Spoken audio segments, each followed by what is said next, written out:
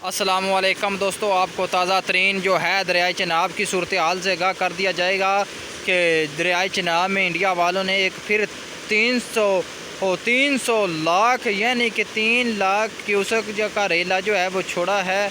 और उसके साथ साथ आप देख रहे हैं बराह रास्त पुल से कि पानी एक बार फिर जो है वो गुज़रता हुआ दिखाई दे रहा है। आपको बराह रास्त इस वक्त मैं दिखा रहा हूँ दरियाए चनाब की पुल, जहाँ से लोग गुज़रते जा रहे हैं और नीचे से पानी जो है वो बहुत तेज़ी के साथ गुज़रता हुआ दिखाई दे रहा है। जी हाँ दोस्तों, ताज़ा तरीन ख़बर से आपको शेयर कर रहा हूँ।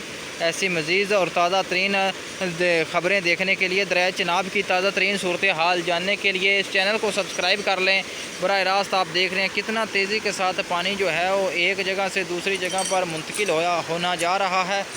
आपको ऐसी मज़ीद लेटेस्ट न्यूज़ इसी चैनल के रिलेटेड मिलती रहेगी। जी हाँ दोस्तों, बराह रास्त आपको दिखा रहा हूँ दरियाए चनाब की पुल। आप देख रहे हैं बिल्कुल दरियाए चनाब की पुल के नीचे से पानी तेज़ी के साथ गुज़रता हुआ दिखाई दे रहा है। बहुत बड़ा ख़तरा है इस पुल के साथ साथ।